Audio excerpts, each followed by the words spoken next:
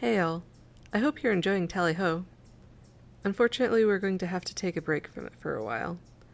One of our members has to focus on real life right now, and since this series is based so much on our voices, we decided to wait until all the core players were available again. So, this is our last episode for the time being. And while we hope to return to Cotswold's adventures in the future, it's difficult to say when that might be. I'm sorry if anyone's disappointed by this, but I hope you still had some fun hanging out with us. And with that, let's start back in. At last you arrive at the outrageously ornate wrought iron gate that separates Ritornello from the Mud Wasp's estate. The gate is about 15 feet high. Why? The gate is about 15 feet high and topped with what appear to be razor-sharp daggers. A massive and complex-looking lock sits in the middle of the gate. A sign hanging on the fence announces that this gate is protected by Mud Wasp security. Speaks to you. It's very grumpy. That's right. That's where you've heard the name before. Mud Wasp Security, specializing in secure gates since 1315. The preliminaries are over. Now the true trespassing begins. What spectacular plan do you have for getting over this indomitable obstacle and entering the Mud Wasp's property? Of those, probably the climb a tree one? I climb a nearby tree, shinning across an overhanging branch, and drop down on the other side of the gate. Okay. The problem with climbing trees is that one so infrequently has the opportunity to practice after one is a child. The typical youth carelessly climbs trees every day, but when one matures, that sort of thing is frowned upon, leaving you dreadfully unprepared for this moment. Furthermore, your outfit is rather unsuited to the task, and creates additional awkwardness. You manage to get partway up the trunk, and have just grabbed a likely branch when your feet refuse to cooperate and start sliding down the trunk. You climb to the branch with your fingertips, desperately trying to maintain your grip, but the branch cracks and gives way, and you fall in a heap on the wrong side of the gate with a resounding oof. Then, as if to add insult to injury, a single acorn falls from the tree and hits you on the head. To be fair, the other options didn't sound that great. And hey, we're reliving our childhood. We're sliding down banisters and climbing trees. Two guards come around the side of the house and you hide behind the oak tree, crouching down in the shadow. One of the guards has a shiny key on his belt. Obviously, you can be the two guards. What's going on? After you. One of the guards says. The murderer. The murderer. Why did I say murderer? The master said he heard something by the gate. What was it? That light-fingered Lou thief? Could be. Probably not. We've just got to take a quick look. The guards pace around near the gate. I don't see anything. The first guard says. Yeah, I suppose there's nothing here after all. They turn to leave when you have a brainstorm. You hope the guards aren't feeling too vigilant. I reach through the bars of the gate and take the keys off the guard's belt. Sounds good. It does? I mean, I think the other ones are stupid. The odds are just not good. I understand. I feel like we'd be better at mimicking voices, but maybe not. I mean, we can try. Let me see our stats.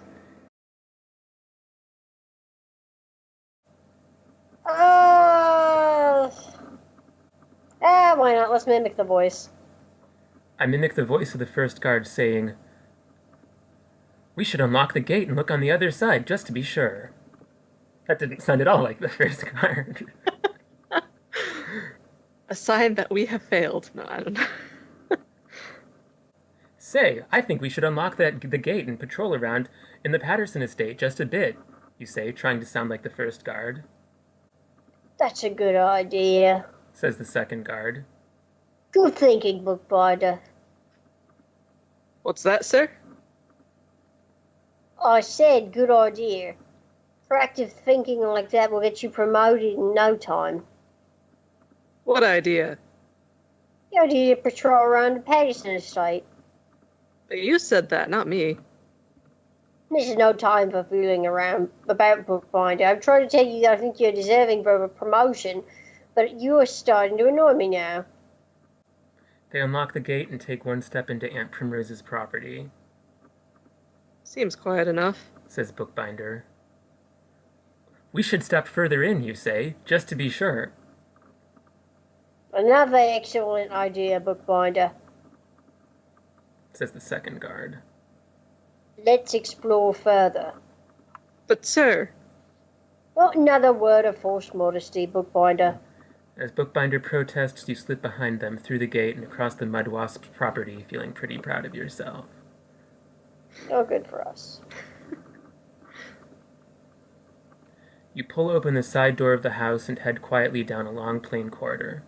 You are obviously in the servants' quarters. It is dark, quiet, and rather cold here. You hear the sounds of sleeping workers, and you tread quietly to avoid disturbing anyone. Eventually, you manage to find the staircase up the main floor, and you creep up cautiously.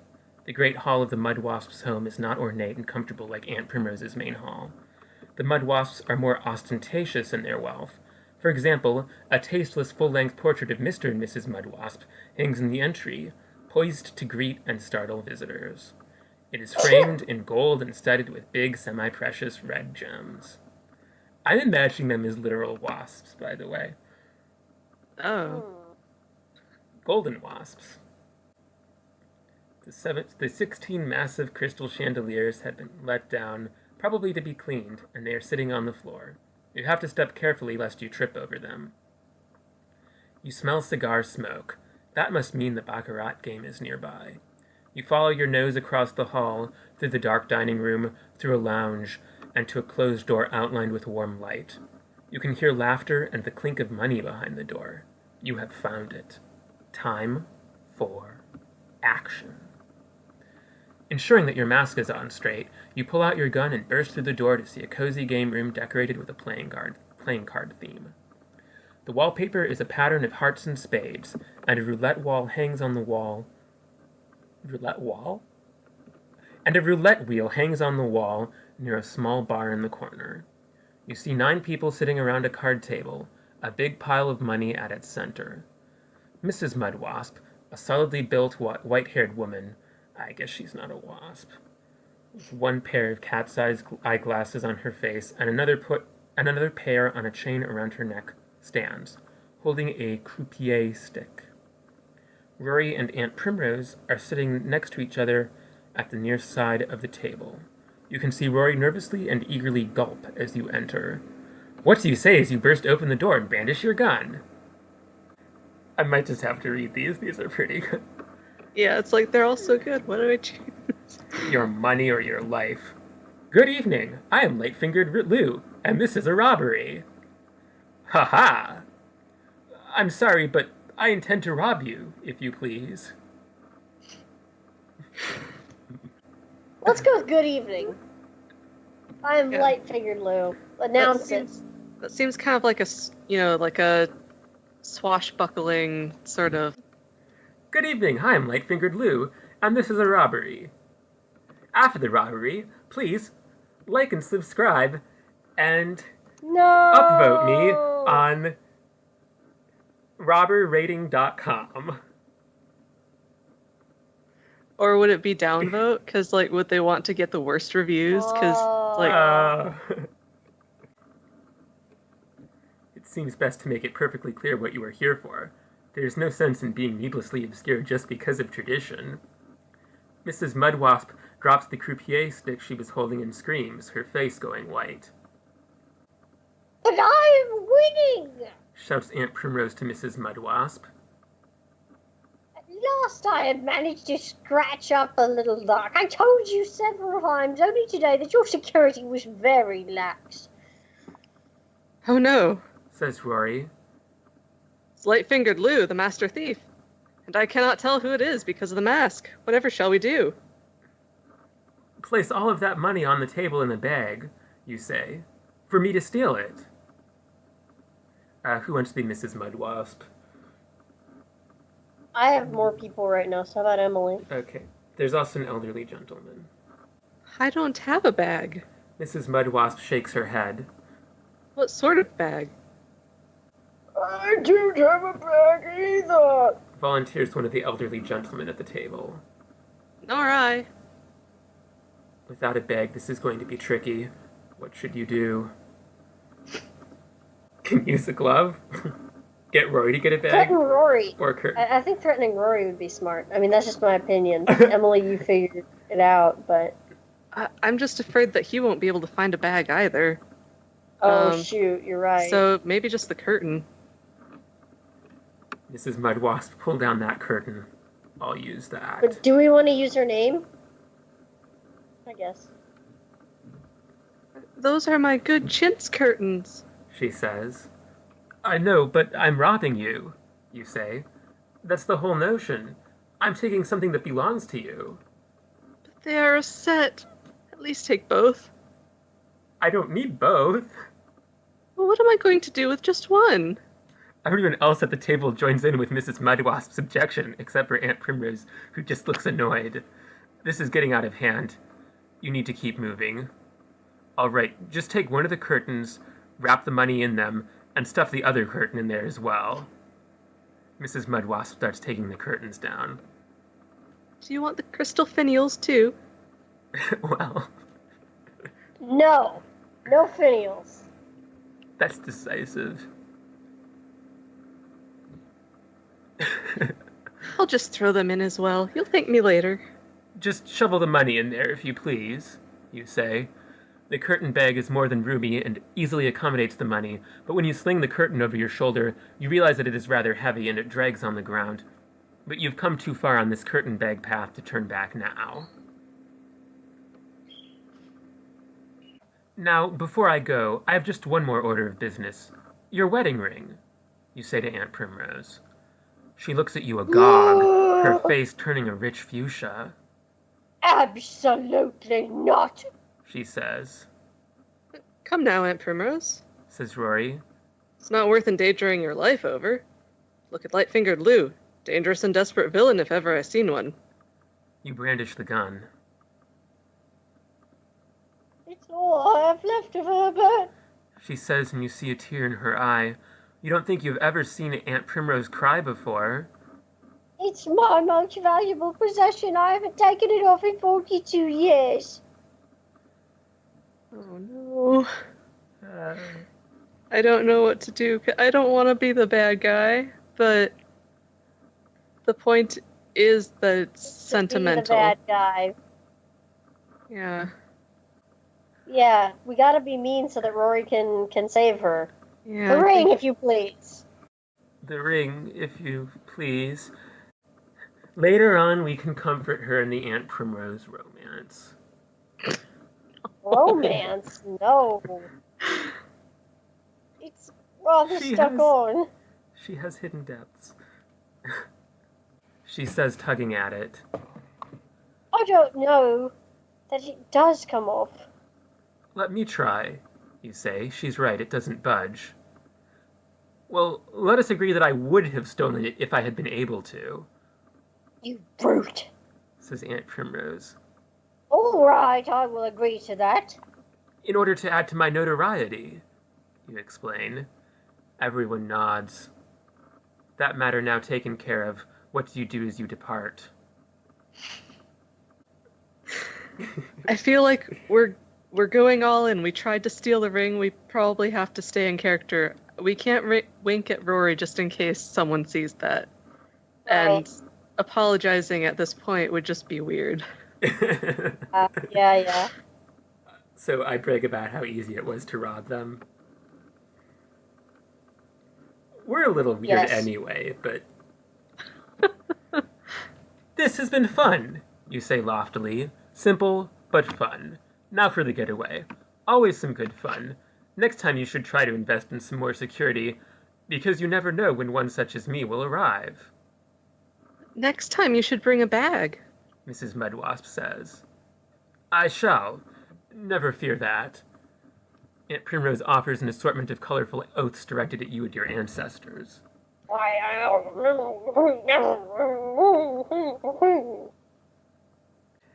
Don't worry, Aunt Primrose. Rory says with verve. I'll chase down light-fingered Lou and get the loot back. You take that as your cue to run away, and you jog out the door, lugging your heavy curtain, which keeps getting caught on door jambs and the corners of dressers. You run across the hall with Rory in pursuit as the card players cheer him on. You run down the stairs, intending to head down to the servants' quarters where you made your entrance, when a shadowy figure steps out from an alcove and tears the curtain full of loot out from your hands. The mysterious... The mysterious... I've been reading too much. Yeah. The mysterious figure is a woman wearing a black mask. She's dressed all in black. "Light-fingered Lou!" you cry. What's this? What is your sack? Light-fingered Lou says. Wait. This is Regina, right? This is Light-fingered Lou. I feel like that's Regina, though, so let me give it a different voice. I don't know. I'm not telling you who Light-fingered Lou is. I think it's Regina, but... What's this? Where is your sack? Light-fingered Lou says. I forgot it. Light-fingered Lou makes an annoyed sound, takes out a sack labeled loot, and starts transferring the ill-gotten goods into the sack. Next time, bring a bag. So everyone keeps telling me. Rory comes running up to you and looks back and forth between you and Light-fingered Lou. Glad you could join us. Says Light-fingered Lou, training a pistol on Rory. Give me a ring. What, my Eton ring? No. Rory's class ring is one of his most beloved possessions. It's made of real sterling silver, lavishly plated in rich 18-karat gold, lovingly incised with mottos and designs. Rory protests. Regardless, hand it over. Rory removes his ring and gives it to Light-fingered Lou. I will react to this... Sorry, what do you say? I like the second one. Yeah, I like that one too. No, you are a bit confused. You see, I was robbing this place, not you. Just try to extend a bit of professional courtesy. I had this heist planned for weeks. Says Light-fingered Lou. How long have you been planning it? Or wait, hold on, I'm doing the wrong voice. How long have you been planning it? Before you answer, remember that you didn't even bring a bag. That's not the point, you say. It just seems a bit rummy is all, stealing what I've already stolen. It seems very unethical. As yet, I shall sleep well tonight. But you can try to get on your own back. But you can try to get your own back. Catch me if you can. Light-fingered Lou tosses the curtains over to Rory, and in that moment, when Rory is distracted, Light-fingered Lou flicks up her mask just for a second, revealing Hayes' wry face. Oh, I didn't realize it would be revealed so soon. Which was Laura, but Laura's not here, so... So, Emily? I was just the scary thief voice. And suddenly, I guess her mask is just one of those that Darth also Vader's changes. voice Yes, changer. yeah. She's wearing a Darth Vader voice changer, is what I understand at this point. Yep. I am your father. See you soon. And then she bounds away past you both, back up towards the Great Hall. We must act. Cries Rory to you. My ring, the money. What a calamity.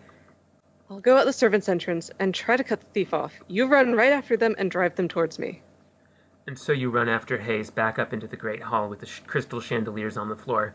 Hayes is skipping gracefully over them, barely slowing down. Chasing. Basically, speed versus safety. Middle of the road sounds good. If Emily has a different feeling on it, I'm not married to it. Middle of the road seems good. I step briskly but carefully through the lowered chandeliers as I pursue Hayes, safer but slower. You pick your way through the tangles of wire and crystal on the floor when you get a foot snagged in one of the chandeliers and have to pause briefly to untangle yourself. Hello. Calls Hayes from the second floor. You look up and see her turning a crank on a winch that raises the chandeliers. You feel yourself yanked upwards, held by one ankle in the chandelier, 20 feet off the ground. Swinging from the chandeliers. Says Hayes, laughing. You're so swashbuckling. She pauses to watch you with what seems like relish, rather than take the opportunity to extend her lead. Yeah. Oh, so we're good for something. Yeah, I guess if We've slowed her down. Oh yeah, interlude for dramatic irony. This moment gives us the opportunity to explore a literary concept known as dramatic irony. Dramatic irony is an effect used only by the finest of authors, and is the situation in which the audience knows more than the characters. For example, let us imagine that there is an eerie haunted house with a zombie hiding in the laundry room, and a brave but reckless detective is exploring that house. If the detective suddenly says, "I think I'll go explore the laundry room," we in the audience might shout, "No, don't do it!" That is because we know more than the character, and we would have a delicious thrill of enjoyment at our combination of knowledge and utter powerlessness when the inevitable happens.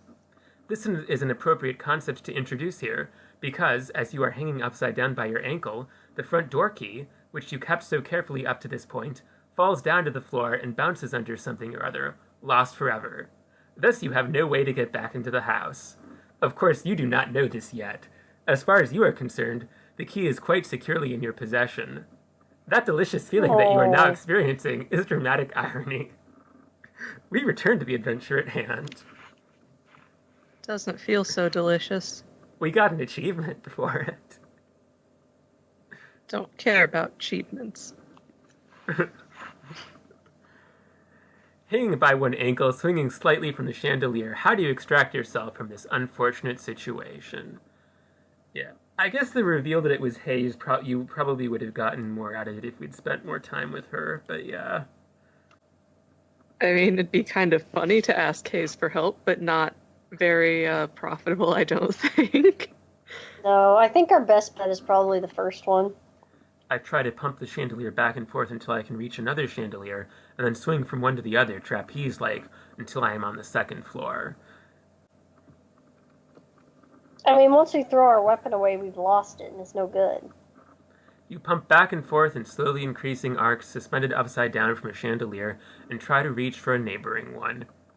You manage to grab onto a neighboring chandelier, get a firm grasp on it, and try to release your stuck foot, which you feel is a good start. You are swinging rather wildly, though, and spinning round and round, hoping that the chandeliers are attached well to the ceiling. Rory sometimes is prone to singing a little ditty about a daring young man on the flying trapeze, who flies through the air with the greatest of ease. You do not feel like that young man, as greatest of ease could never be applied to your situation at the moment. Somewhere along the line, you manage to get your foot caught in another chandelier without having been able to release the first one. At the end of the day, both legs and one arm are caught in 3 different chandeliers. And you fear that the 3 chandeliers in question will need substantial repairs by some local artisan specializing in such things. Oh dear, dear. Hayes says, This is not precisely the way a heist ought to go. Have you seen those Marx Brothers movies? You should audition. "Don't leave me like this," you say. "Help me." Why would I do that? Hayes sounds genuinely interested. Because... We are not starting another romance. No, I think the second one's good. Second one. Yeah. We've already missed Valentine. We've only started half of the romances. I'm sure you could start all 4 of them in one. Because it will increase the thrill of the chase. Will it? Yes, it wouldn't be any fun if you weren't being pursued, That's an excellent point. Hayes says. I'll release you then. She pulls the release lever. And then let's increase the thrill of the chase even further. Hayes cups her hands and shouts, Thief! Thief! In the Great Hall, extracting themselves from the chandelier. Then Hayes runs up towards the 3rd floor. You hear doors slamming and someone shouting to fetch them their shotgun as you finally pull yourself free and run up the stairs. By the time you reach the third floor, Hayes is way ahead of you, all the way at the far end of the corridor at a window. A thin, strong-looking cable appears to be secured to an anchor point outside the window. Hayes grasps a pulley attached to the cable and launches herself out the window, holding onto the pulley. You have come too far to turn back now, and the shouts of concerned household denizens from down the hall persuade you that the only way out of this mess is down. The only question is, how do you intend to descend? I'd probably go middle route again, although it's like... The last one doesn't sound too bad, though. Yeah, because we were going middle route before and we were still getting in trouble. I think the drain pipe sounds safe. Okay, is that giving up the chase? If it's running to Ritornello? I don't remember all the details, so... Then maybe the middle of the road one?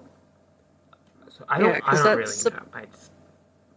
That's supposed to be swift and safe. Okay, let's try it. Let's keep chasing her. We need to get the money back. And Rory's ring... I can sling my jacket over the cable and zip down the line, as it were, swiftly and securely. Maybe. I don't know. So... You sling the jacket over the cable, take a deep breath, and launch yourself down the line, hoping that there will be no damage to your jacket. But this sort of thing can really wear the fabric, you fear. As you slide, you hear some shouting from the window you just vacated, and your grip begins to slip out of sheer nervousness. You cling more tightly, doing your best to think aerodynamic thoughts. Maybe I shouldn't have mentioned anything. Most of the descent goes well. Oh no, that is not a good sentence. But about 2/3 down, you begin to lose your grip on one of the sleeves of your jacket, and then as you desperately try to adjust your hold, you feel the fabric begin to tear. If this were a serial fiction, this would probably be where the issue would end. I thought this would happen. And the reader, sorry. Sorry. And the readers would all cry in anguish, unable to wait for the next exciting installment in the adventures of Cotswold the Daredevil. End of episode? As it is, though, we are immediately forced to confront the fact that you are mere moments away from falling. Hayes slides to the bottom of the cable, braces herself against the house for a moment, and calls to you. Don't be a fool. Go the rest of the way, hand over hand, or crawling along with your arms and legs like a sloth. You flush and hook your ankles over the cable, working your way down the line with additional support of your legs. It seems so undignified, and you can't believe your jacket got ripped, but there we are. You make it to the bottom of the line and drop to the ground. You put on your jacket, shaking your head slowly at the damage to the fabric. You look wildly around you. Hayes is nowhere in sight. For all of your dogged pursuit, she and the loot are gone. There's the thief! Aunt Primrose and Rory have clearly just returned to the property, and Aunt Primrose stands, hand to her heart. As you turn to see them, Rory tackles you, and you fall together to the ground. I'll deal with them, Rory says. Never you fear. Something one for me, Rory! Aunt Primrose growls. Do we want it to be asked to be gentle? Do we play the role of light-fingered Lou? Or does it become strangely romantic? I like that one! As Rory tackles me and we roll around, tussling on the ground, the situation becomes strangely romantic. Rory tackles you and pulls you to the ground, your head bouncing off a stone in the ground. What have you done with Cotswold? Rory hisses at you, elbowing you in the solar plexus before you can respond. It's me, sir. You try to gasp. This isn't strangely romantic at all. No. No. You try to gasp, but Rory is savage in his anger. He rolls on top of you, throttling you. Give that light figure you what for. Shouts Aunt Primrose, punching the air in front of her. Right cross, uppercut! Work the body! I loved Cotswold, and now you've done away with them in some villainous fashion. Rory snarls at you. Oh, that's how it's strangely romantic. It's me, you manage to croak out. Rory's eyes open wide. It's Really you. A sigh of relief bursts forth from Rory, and he plants a long, deep kiss on your mouth. There we go. As the two of you roll around on the grass together, pressing your bodies against each other, Peter, for goodness sake! shouts Aunt Primrose. Don't let them keep slipping away. I don't have the loot, you say. Light-fingered Lou got away, I don't care in the slightest. Rory says and kisses you again. Oh. Sir, you say, we may want to make some sort of performance of fighting, and then I'll slip away and get into the house, so that Mrs. Patterson is satisfied. Oh, right. Yes. It's a good thing we couldn't get Aunt Primrose's ring off. Just saying. Yeah. You both stand and Rory punches the air near your head. Oh, I'm hit, you say, and fall backwards into a patch of pachysandra near the house. There you go. Says Aunt Primrose. That was pathetic. Took far too long. I was hardly Marquess of Queensberry fighting. A bit too much rough and tumble. You could have done far better. I don't know where you learned to brawl. I would have thought with the company that is rumoured you keep, you'd have pulled out a pair of brass knuckles. But be that as it may, I assume you've recovered the stolen loot? No. Rory says. I am disappointed. Aunt Primrose shakes her head. I suppose you made an effort to defend my honour. That counts for something in this world. All right, Rory. I forgive you for your part in the ridiculous pig's business earlier tonight. Can you forgive Mopsy too? Rory says. Don't push your luck. You should be ashamed at your inability to throw a proper punch. You shouldn't punch from the shoulder. You were punching for what looked like your left ankle. And your lips, Oh, I'm ashamed at myself. Rory says, and even from the cover of the pachysandra, you can hear the powerful emotion in Rory's voice. I'm not sure exactly what emotion it's supposed to be, though. I mean, It's I like- guess he did sort of not recover the loot, Yeah. but we weren't expecting, I mean, I was, but the characters weren't expecting the real light-fingered Lou to show up. Let's return to Mrs. Mudwasp and tell her the bad news about the money and how that dreadful light-fingered Lou managed to elude us. Aunt Primrose sighs Ugh. as she and Rory walk back across the lawn. The distant tolling of the village church bell tells you that it is just striking midnight. You remove your mask and think. You need only to slip unnoticed into the house and get up to your room, and you will be able to rest. As far as anyone will know, you have been asleep this whole time, and you can look as surprised as anyone when Aunt Primrose relates the events of the evening over breakfast. The moon is so bright, and the trees dance and rustle in the chill autumn wind. You exhale slowly. Well, do we let ourselves in with the house key, which we surely have in our pocket? Yeah. Do we want to talk to Hayes? No. I'm also just wondering, like, would this be a good stopping point? We could just let ourselves in with the key and see what happens, and then I go. Okay, yeah, because I don't Just click on think that then. there's a lot more other than, like, getting in here, but I'm not positive. Anyway, and then I let myself in with the house key, which I surely have in my pocket. You skulk over to the front door and prepare to enter silently. Is someone there? You turn to see Inspector Ambrose above you, looking out the window. Who is making all of that noise outside? I don't mean to say that one's not allowed to make noise outside. I merely wish to see who is skulking about. Alright, well, we can leave it here, I guess. I guess, yeah, next it's try to figure out how to, like, actually get into the house. Yes. Dun dun Yeah. dun dun!